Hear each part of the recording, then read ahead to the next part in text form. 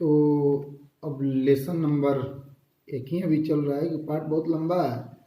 First physics में प्रत्यावर्ती धारा तक यदि गहराई से पढ़ा जाए तो समय लगेगा। तो कल हम लोग पढ़ रहे थे अक्षीय स्थिति और निरक्षीय स्थिति। इसमें हम लोग व्यंजक प्राप्त किए थे। किसका? वैद्युत हेडिंग क्या था? हेडिंग था कि वैद्युत क्षेत्र की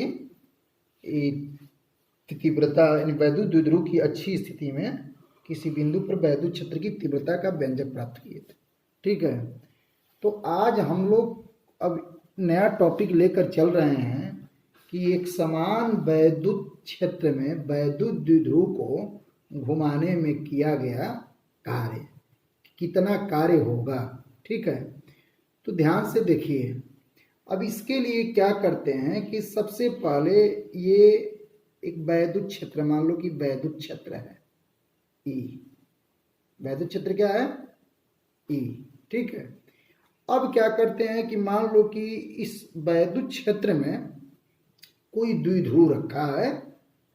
वैद्युत क्षेत्र में कोई द्विध्रुव रखा है। ये मान लो कि द्विध्रुव है, देख लीजिएगा थोड़ा सा। वैद्युत द्विध्रुव है, वैद्युत द्विध्रुव है तो इस पे द्विध्रुव है तो निश्चित है कि एक सिरा प्लस और एक सिरा माइनस। इसका नाम दे देते हैं ए और इसका नाम क्या देते हैं? बी। ठीक है, और ये मान लेते हैं कि थीटा कोण पर या अल्फा कोण पर रखा है। किस कोण पर मान रहे हैं? अल्फा। ये जो वैद्युत द्विध्रुव आपका वैद्युत क्षेत्र में अल्फा कोण पर रखा हुआ है। ध्यान से चित्र समझिएगा भाई। अब इसको वैद्युत द्विध्रुव को हमको वैद्युत क्षेत्र में घुमाना है। ऐसे दिया है तो इसको ऐसे क्या करना है? घुमाना है। तो मान लेते हैं कि किसी क्षण इसको हम घुमाते हैं और घुमाते हैं तो मान लीजिए कि इस स्थिति में ऐसे ऐसे ये घूम के आता है। ठीक है, ऐसे घूम के आता है। तो निश्चित है कि ऐसे था, ऐसे आया है तो ये प्लस वाला अब यहाँ प्लस हो जाएगा, तो यहाँ हो जाएगा प्लस क्यू और माइनस वाला भाग यहाँ आ जाएगा। इसका नाम दे देते हैं ए डैश और इसका नाम दे देते हैं क्या? B dash. ठीक है, फिर से देखिए। मान लीजिए कोई वैद्युत द्विध्रुव है जो कि वैद्युत क्षेत्र में अल्फा कोण पर रखा है। वैद्युत द्विध्रुव को हमको वैद्युत क्षेत्र में घुमाना है और इसको घुमाने में कितना कार्य किया जाएगा, उस कार्य का हमें व्यंजक प्राप्त करना है कि उस कार्य का व्यंजक कितना होगा। तो अब क्या करते हैं कि सबसे पहले कार्य बराबर तो हम जानते हैं। हम ऐसे जानते हैं कि W बराबर फार्मूला होता है, क्या होता है बताइए? बल गुणित विस्थापन। W बराबर फार्मूला होता है बल गुणित विस्थापन। ठीक है, लेकिन यहाँ पर घुमाया जा रहा है, यहाँ पर घुमाया जा रहा है। तो घुमाया जा रहा है तो बल की जगह पर बल आघूर्ण यानी कि टाउ टाउ आघूर्णते विस्थापन। तो भाई जब घूम रहा है, जब हम सर्कल पर घूमते हैं तो वृत्तीय गति टाइप का होता है, तो एंगल प्राप्त होता है, हमें कोण प्राप्त होता है, जिसको हम लोग कहते हैं कोणीय विस्थापन। क्या कहते हैं? कोणीय विस्थापन। तो यानी कि कोणीय विस्थापन टाउ गुणते, यहाँ पर विस्थापन न कह के कहा जाएगा, क्या कहा जाएगा? कोणीय विस्थापन। ध्यान समझिएगा, लिखने वाला बात तो अपने से भी लिख देंगे या फिर आपको डाल दिया जाएगा फोटो के माध्यम से। तो W बराबर हो गया बल गुणित विस्थापन, टाउ गुणित कोणीय विस्थापन। अब टाउ बराबर हम लोग पढ़े हैं, टाउ बराबर होता है P sin थीटा। टाउ बराबर होता है पी ई साइन थीटा, तो यहाँ पर हो जाएगा साइन अल्फा, साइन अल्फा, और इसको कोणीय विस्थापन यानी कि इसको मान रहा है डी अल्फा। क्या मान रहा है? D alpha. तो पीई साइन अल्फा और इंटू क्या? D alpha. क्या हो जाएगा? D alpha. अब इसके बाद बच्चा ये समझिए कि यदि हमको W बराबर PE sine alpha d alpha है, तो हमको कार्य जब निकालना होता है तो हम छोटा कार्य पहले छोटा छोटा करके कार्य निकालते हैं, या छोटा कार्य निकालते हैं और फिर इसके बाद उसको समाकलन कर दिया जाता है। उस छोटे कार्य को समाकलन करके हम पूरा कार्य को निकाल लेते हैं। तब वही बात लिखा जाएगा जो बात आप लोग को बताए हैं कि माना P वैद्युत द्विध्रुव आघूर्ण का एक वैद्युत द्विध्रुव, माना P वैद्युत द्विध्रुव आघूर्ण का एक वैद्युत द्विध्रुव AB किसी एक समान वैद्युत क्षेत्र में रखा हुआ है, किसी एक समान वैद्युत क्षेत्र में रखा हुआ है, और इसको वैद्युत क्षेत्र के भीतर हमको इसको वैद्युत क्षेत्र के भीतर घुमाया जा रहा है। तो वैद्युत क्षेत्र के भीतर घुमाया जा रहा है तो माना गया कि किसी क्षण वैद्युत द्विध्रुव इस वैद्युत क्षेत्र की दिशा से अल्फा कोण बना रहा है। तो जब वैद्युत क्षेत्र की दिशा से अल्फा कोण बना रहा है तो उस समय जो यही टाउ बराबर बता है कि टाउ बराबर पीई साइन अल्फा, तो उस समय टाउ बराबर फार्मूला हो जाएगा पीई साइन अल्फा। क्या हो जाएगा? PE sine alpha. अब चूंकि हम इसको वैद्युत क्षेत्र में जब घुमा रहे हैं तो वैद्युत क्षेत्र के विरुद्ध कार्य कर रहे हैं, क्योंकि वैद्युत द्विध्रुव पर एक वैद्युत क्षेत्र द्वारा बलयुग्म लगाया जाता है, जिसका प्रयास हमेशा रहता है कि इसको वैद्युत क्षेत्र की दिशा के समांतर कर देना। तो उसी तरह से वैद्युत द्विध्रुव AB के इस स्थिति से आगे अल्पांश कोण जो डी अल्फा द्वारा हम घुमा रहे हैं, इसको घुमाने में कृत कार्य, तो अल्पांश कोण पर घुमा रहे हैं, छोटा कार्य पर घुमा रहे हैं, तो हमारा किया गया कार्य भी छोटा होगा, यानी कि डी डब्ल्यू बराबर टाउ गुणते डी अल्फा, टाउ गुणते डी अल्फा कोणीय विस्थापन है, जिसका ऊपर ही मैंने चर्चा कर दिया था।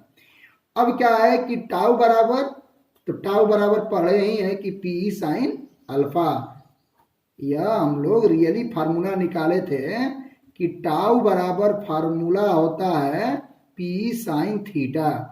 चूंकि वहां कोण थीटा था और यहाँ कोण क्या है? अल्फा है, इसलिए साइन अल्फा लिख दिया है। ठीक है।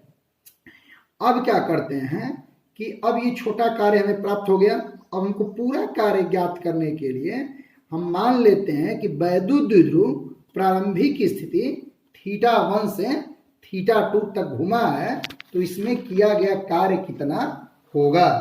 तो कार्य निकालने के लिए हम क्या करेंगे कि हमको उस छोटा कार्य को इंटीग्रेट कर देना होगा, यानी कि W बराबर इंटीग्रेशन θ1 से θ2, और dW का मान आया है, क्या आया है? dW का मान आया है P sign alpha d alpha, यानी कि अल्फा। ठीक ना। और ये वैल्यू जो θ1 θ2 है, ये मान के चलिएगा कि अल्फा बराबर θ1 से अल्फा बराबर θ2। बच्चों समझना होगा कि इसको अल्फा के सापेक्ष समाकलन कर रहे हैं, x के सापेक्ष समाकलन ज्ञात कीजिए, लिखा रहता है, तुम dx लिखते हैं तो ये अल्फा है। अब क्या करेंगे कि यहाँ से Pe को निकाल देंगे, Pe कांस्टेंट टर्म हो गया, तो Pe, और इसके बाद अब क्या हो जाएगा कि बच गया साइन अल्फा, तो साइन अल्फा का इंटीग्रेशन, तो साइन अल्फा का इंटीग्रेशन क्या होता है? Minus cos alpha, minus cos alpha. 11 में भी इंटीग्रेशन बता चुके हैं, 12 में तो मान लो पढ़ना ही है, कास अल्फा। अब मान लो जो बायोलॉजी वाले हैं वे याद रखेंगे कि integration of sine x D x बराबर होता है माइनस कॉस एक्स अब प्लस सी। यहाँ की सी समाकलन नियतांक है, तो जब गणित पढ़ेंगे तो आप समझेंगे। अब देखिए माइनस कास अल्फा हो गया।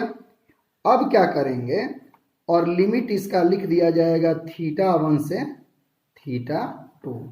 तो इसको कहते हैं लोअर लिमिट, इसको कहते हैं अपर लिमिट। जब लिमिट का मान बैठाना होता है तो बच्चे क्या करते हैं कि माइनस पहले अपर लिमिट को रखते हैं, तो upper limit minus lower limit, upper limit minus lower limit, तो यानी कि कास अल्फा के जगह पर रख देंगे क्या, θ2। माइनस ऑलरेडी फार्मूला में होता है और ये माइनस मिलके क्या हो जाएगा प्लस, ये हो जाएगा कास θ1। ठीक है।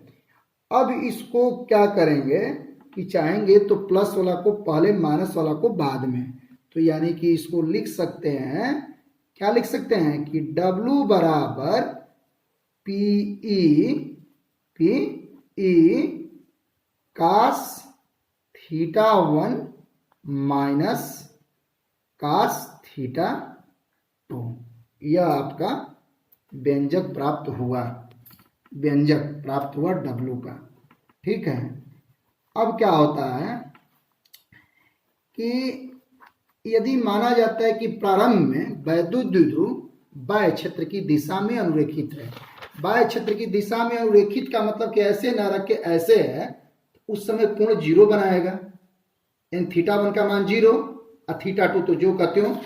तो यानी कि यदि प्रारंभ में वैद्युत द्विध्रुव बाह्य क्षेत्र की दिशा में अनुरेखित है, अर्थात θ1 बराबर 0, तो वैद्युत द्विध्रुव को थीटा कोण से घुमाने में कृत कार्य, तो W बराबर PE और θ1 के मान क्या रख देंगे 0, θ1 का मान 0 रखेंगे और ये थीटा जो कहते हो cos 0 का मान क्या होता है 1, तो W बराबर हो जाएगा PE into 1 minus cos theta.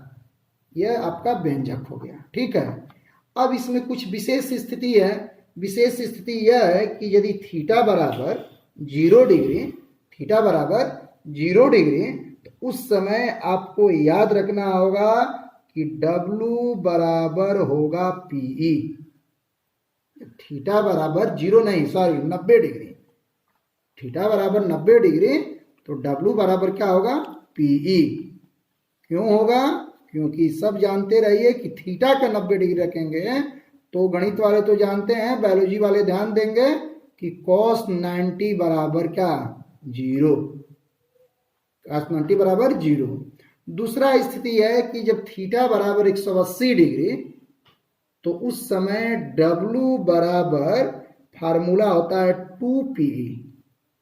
W बराबर क्या होगा 2PE। क्यों, क्योंकि cos 180 डिग्री का जो मान होता है वो क्या होता है -1। तो ये आपका हो गया, क्या हो गया, वैद्युत द्विध्रुव को घुमाने में कृत कार्य। अब अगला नेक्स्ट टॉपिक लेकर चलते हैं आपको एक समान वैद्युत क्षेत्र में वैद्युत द्विध्रुव की स्थितिज ऊर्जा, कि वैद्युत द्विध्रुव की स्थितिज ऊर्जा क्या है। तो वैद्युत द्विध्रुव की स्थितिज ऊर्जा का परिभाषा होता है कि वैद्युत क्षेत्र में किसी वैद्युत द्विध्रुव की स्थिति ऊर्जा उस कार्य के बराबर होती है जो कि वैद्युत द्विध्रुव को अनंत से वैद्युत क्षेत्र के भीतर लाने एवं वैद्युत द्विध्रुव को E की दिशा से थीटा कोण घुमाने में किया जाता है। ठीक है। जैसे कि आपको स्पष्ट कर रहे हैं, जैसे मान लीजिए कि ये वैद्युत एक समान वैद्युत क्षेत्र है, ध्यान समझिएगा, 2-3 फिगर बनाएंगे। एक समान वैद्युत क्षेत्र है, ठीक है, बस इतना ही पर समझिए। और ये जो है ये द्विध्रुव है, ये क्या है द्विध्रुव है। तो द्विध्रुव है तो -Q और ये आपका हो गया +Q, और ये मान लीजिए कि थीटा कोण पर रखा है। परिभाषा याद करने के लिए यही चित्र याद रखिएगा। तो ये A और ये B, ठीक है। अब क्या है कि कितना इसकी ऊर्जा होगी वे डिपेंड इस पे कर रहा है कि इसको अनंत से, इसको अनंत से इस वैद्युत क्षेत्र में लाने, अनंत से पहले इसको वैद्युत क्षेत्र में लाया जाएगा। वैद्युत द्विध्रुव की स्थितिज ऊर्जा उस कार्य के बराबर होती है, क्योंकि स्थितिज ऊर्जा है तो हम पहले कार्य की गणना कर लेंगे, तो उस कार्य के बराबर होती है। कार्य करना पड़ेगा, का कार्य क्या करना पड़ेगा, तो पहले अनंत से आवेश को हमको वैद्युत क्षेत्र में लाना होगा, अनंत से आवेश को वैद्युत क्षेत्र में लाना होगा। इसके बाद थीटा कोण पर क्या करना होगा, घुमाना होगा, और जो दोनों कार्य होगा, दोनों कार्यों का योग होगा, वे पूरे किए गए कार्य के क्या होगा, बराबर होगा, और वही पूरा जो टोटल कार्य है ऊर्जा के रूप में संचित होगा, जिसको हम कहेंगे वैद्युत स्थितिज ऊर्जा। तो बच्चे फिर एक बार देख लीजिए कि वैद्युत क्षेत्र में किसी वैद्युत द्विध्रुव की स्थितिज ऊर्जा उस कार्य के बराबर होती है जो कि द्विध्रुव को अनंत से वैद्युत क्षेत्र में लाने, अनंत से वैद्युत क्षेत्र में लाने एवं वैद्युत द्विध्रुव को ई की दिशा से, ये वैद्युत द्विध्रुव है तो इसको ई की दिशा से थीटा कोण पर घुमाने में किया जाता है। ठीक, अब इसके बाद हमें व्यंजक प्राप्त करना है, वैद्युत द्विध्रुव का व्यंजक प्राप्त करना है। तो वैद्युत द्विध्रुव का व्यंजक प्राप्त करना है, तो देखिए व्यंजक कैसे प्राप्त करते हैं। मान लेते हैं ये वैद्युत क्षेत्र है, ध्यान समझिएगा क्योंकि जितना समझने में टाइम लग जाए, ये वैद्युत क्षेत्र है ई, ठीक है, और अनंत पे दो आवेश है, अनंत पे दो आवेश है, ये एक का नाम दे रहे हैं ए और एक का नाम दे रहे हैं क्या, बी, ठीक है।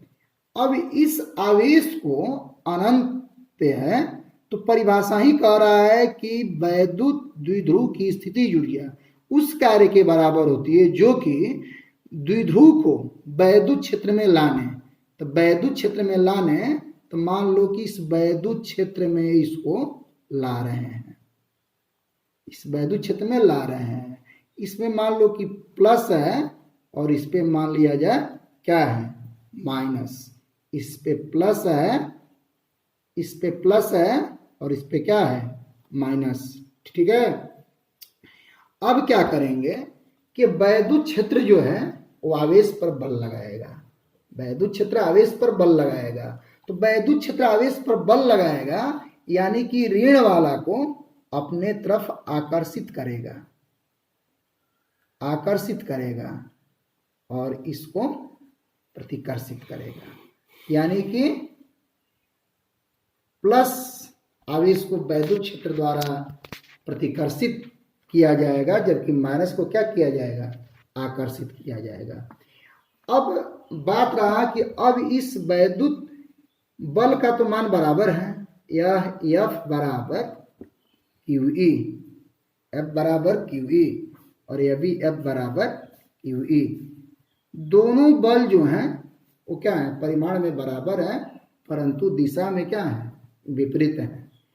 अब जब दिशा में विपरीत है तो अब क्या होता है कि अब इसको पहले क्या करेंगे कि इसको वैद्युत द्विध्रुव को हम लाएंगे वैद्युत क्षेत्र में, तो उस समय मान लेते हैं कि वैद्युत क्षेत्र द्वारा, वैद्युत क्षेत्र में जब लाते हैं, वैद्युत क्षेत्र में लाते हैं तो वैद्युत क्षेत्र द्वारा नहीं, इसको हम कार्य कर रहे हैं, हमारे द्वारा कार्य किया जा रहा है, तो इसको मान लेते हैं W1, क्या मान रहे हैं, W1, और इसको जो वैद्युत क्षेत्र जो है वो ऋण आवेश को अपनी ओर आकर्षित करता है, तो मान लीजिए कि किसी क्षण जो है ये माइनस चार्ज यहाँ आ गया, ठीक है, तो माइनस चार्ज यहाँ आ गया, तो इस समय मान लीजिए कि किया गया कार्य जो है ये W2 है, क्या है, W2।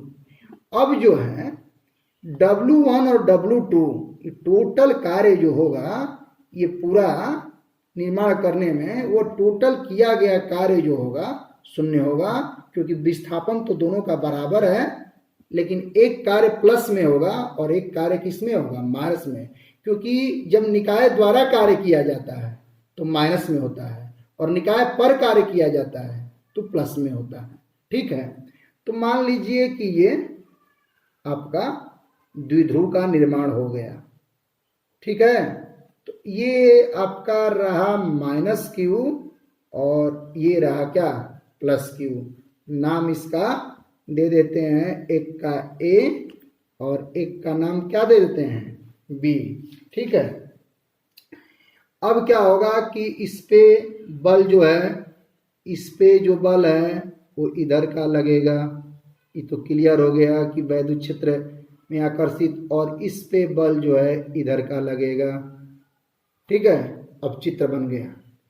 अब चित्र बनने के बाद हम क्या करेंगे कि हम टोटल कार्य निकालेंगे, क्योंकि परिभाषा हमेशा याद रखिए, परिभाषा याद रहेगा, व्यंजक आराम से प्राप्त होगा। क्या, हमको W1 W, क्योंकि कार्य यहाँ दो हो रहा है।